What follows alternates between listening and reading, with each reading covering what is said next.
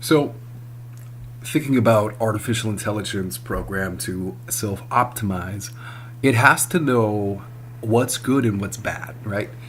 Did we do better or did we do worse? So in that case, I think it's best in this beginning stage until it learns and it learns what performs well. It's gonna, as you know, it's gonna be learning, and it needs to be asking itself, did it do better or did it do worse? If it did better, take what you did and then start another. So I think if we start with 10, it's just an example. We're going to have a split test, and every single time we're going to change one thing. So let's just say we have one keyword. The keyword is um, uh, marketing or something. So in marketing is the keyword. So we're going to run 10 different tests of different things we can change in the campaign. Different targets or other keywords or hyper keywords or pictures or things. So we're going to keep testing, and it's going to be like an NCAA tournament where everyone faces each other, and it's kind of a battle royale. And so you go through and you run a dollar a piece or something for a day and see what the percentage was. And it has to be able to say, did we get below a certain threshold or above it? And if it asks itself, did we go below it? Then anything below a certain number is going to be deleted, okay? And put into the recycle bin. But anything above a certain number is going to be taken, and then another NCAA tournament is going to go on, and it's going to do another 10 steps and say, okay, what did we do great here? And then, okay, we're going to test what we did great, and then eventually you're going to see the scale that builds up and builds up and builds up of conversions.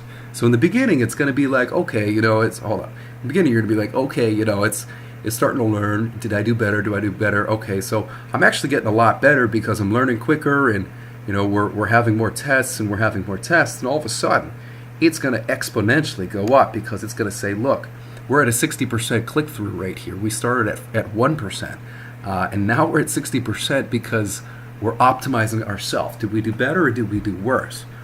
So the computer has to have the question and the set threshold, and you need to say, okay, maybe we can charge. I mean, maybe we can look at cost as a function. That's one.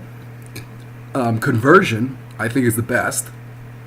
We could do, say, how many emails did we get? How many people signed up for this free product? How many people? What was the click-through rate to use the code? Maybe we can use a code to keep track of all the people that use the deal. Like, okay, we're going to give you 30% off. This is the out. We're going to give you 30% off or 50% off your purchase today. All you have to do is use this code. Use this code, and then we can track it. Maybe we could say, okay, how many codes did we get today? Is it below a 20% threshold? Throw that ad away. If it's above the 20% return threshold, like let's just say you did your keywords and your pictures and your text, and the computer is going to self-optimize. It needs to figure out if it did better or worse. But realize it is going to start slow, and it's going to exponentially increase as it gets better and better and better and better. It faces off and knows more and knows more and knows more and knows more. And then all of a sudden, your click-through rate is insane. You're able to just throw money into this thing, and it does it. It does its own thing. So I think for every campaign, we're going to have this AI do its thing. And I think 10 ads at a time is great, but imagine if you ran 100 ads at what, 50 cents? You're looking at $10. $10 and run it for a day or two. You know what I mean? So you're not wasting much time. You're not burning much money to figure this out. You just want to find a conversion rate. You just want to find out what will convert, and you want to get some numbers. Once you have the numbers, you can scale up. But if you don't have the different tests, if you don't change things, because that's what advertisers, the best, the guys that are making the money, the $20 million, they change things. And they always are optimizing, but the optimization takes all of their time. The research takes all of their fucking time. And so if a computer, an AI program can say, okay, How much? What's the threshold of what is good considered? It needs to know what is good and what is bad. And I think good and bad, as it learns more, is going to change. So let's just say bad in the first beginning is going to be you know, a lot different than bad when I know a lot. When the program knows a lot, it's going to be a lot higher expectations. So it's going to be a lot higher quality. So in the beginning, we're going to have to settle with not as great.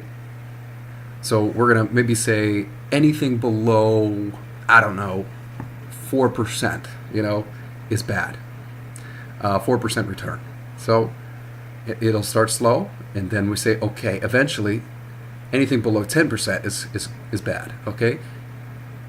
Anything below 30% is bad. Anything below 40% is bad. Anything below 50% is bad. Anything below 60% is bad. So the graph will go up. It will absolutely grow your, what would you call that? The quality is going to go way up. And I think maybe having the computer ask what the good is, if below certain percentage, then delete. If above certain percentage, then take that value and take the keyword and start a whole new NCAA tournament.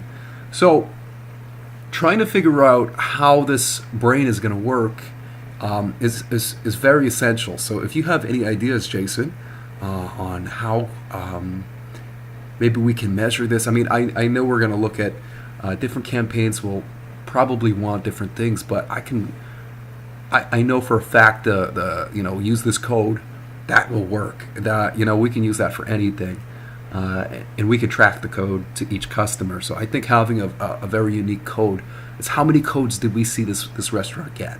We can convert that. That's conversions. Seeing how many people saw your ad doesn't really fucking matter because that didn't equate to sales. How do we make the sales? How do we get people in the restaurant? How do we get people to buy the product? You have to track the code. So we have to give a unique code to each one. And we have to be able to have the program, come up with a code or we'll come up with a unique code eventually, and make sure that the business we're advertising or that campaign only sees that code, and it's consistent with all the other things. And but if you have any ideas on the learning side, I'd love to know.